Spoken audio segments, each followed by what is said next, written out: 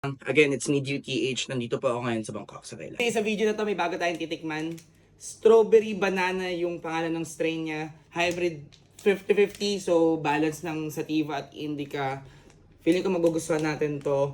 Galing siya sa All the Smoke Lounge, dun sa pinakauna nating dispensary pinagsisindihan lagi.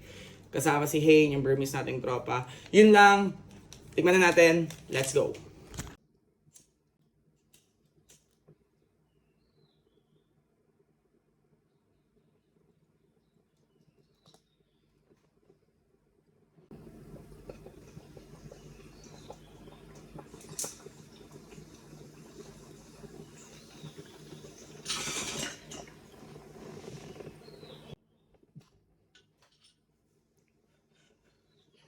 Okay.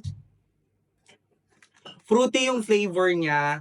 Hindi lasang strawberry o yung banana. Fruity, matamis-tamis ng konti. Pero, makati siya sa lalamunan. Masarap yung weed na to, malakas yung amat. Feel na feel ko na siya agad ngayon.